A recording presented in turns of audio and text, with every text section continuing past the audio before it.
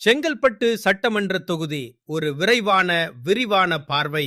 தலைநகரின் நுழைவாயிலாகவும் மலைகளும் ஏரிகளும் சூழ்ந்த இயற்கை எழில் கொஞ்சும் மாவட்ட தலைநகராகவும் விளங்கும் செங்கல்பட்டு இன்று ஆளுங்கட்சியின் முறையற்ற நிர்வாகத்தால் சிதைந்து போய் கிடக்கிறது.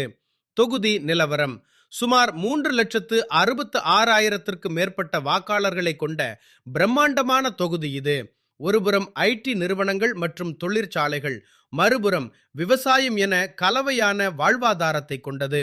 ஆனால் செங்கல்பட்டு மக்களின் அடிப்படை தேவைகள் இன்று கேள்விக்குறியாகி நிற்கின்றன.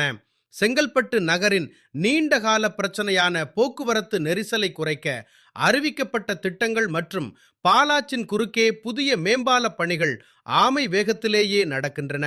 செங்கல்பட்டு அரசு மருத்துவக் கல்லூரி மருத்துவமனைக்கு வரும் ஏழை எளிய மக்களுக்கு போதிய மருந்து மாத்திரைகள் மற்றும் நவீன சிகிச்சை வசதிகள் தங்குதடையின்றி கிடைப்பதில்லை என்ற புகார் எழுந்துள்ளது.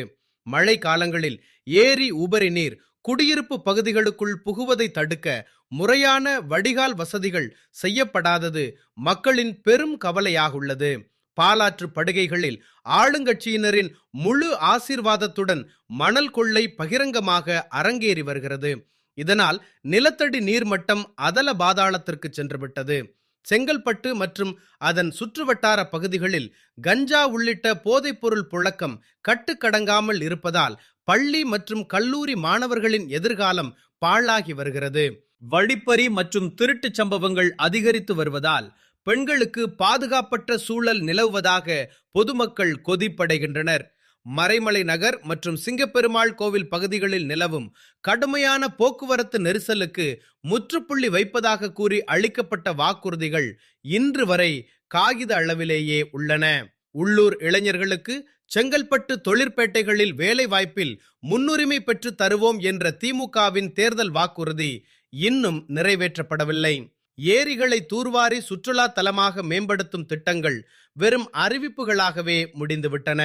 இந்த தொகுதியின் சட்டமன்ற உறுப்பினர் வரலட்சுமி மதுசூதனன் தொகுதி மக்களின் அன்றாட பிரச்சனைகளில் கவனம் செலுத்துவதை விட ஆளுங்கட்சியின் அதிகார பலத்தை பாதுகாப்பதிலேயே ஆர்வம் காட்டுகிறார். அரசு அலுவலகங்களில் ஆளுங்கட்சி பிரமுகர்களின் தலையீடு காரணமாக சாதாரண மக்கள் தங்கள் தேவைகளுக்காக அலைக்கழிக்கப்படுவதாக புகார்கள் எழுந்துள்ளன. சமீப காலமாக செங்கல்பட்டு மாவட்டத்தின் புறநகர் பகுதிகளில் மதமாற்ற கும்பல்களின் பிரச்சாரம் மற்றும் ஆதிக்கம் அதிகரித்துள்ளதாகவும் அதற்கு நிர்வாக தரப்பில் எவ்வித கட்டுப்பாடும் இல்லை என்றும் பொதுமக்கள் குற்றம் சாட்டுகின்றனர்.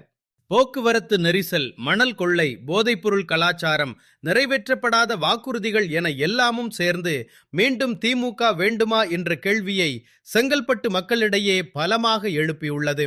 வளர்ச்சி வேண்டுமா? பெண்களுக்கு பாதுகாப்பு வேண்டுமா? போதை ஒழிய வேண்டுமா? மணல் கொள்ளை தடுத்து நிறுத்தப்பட வேண்டுமா? மக்களை சிந்தித்து வாக்களிப்பீர்.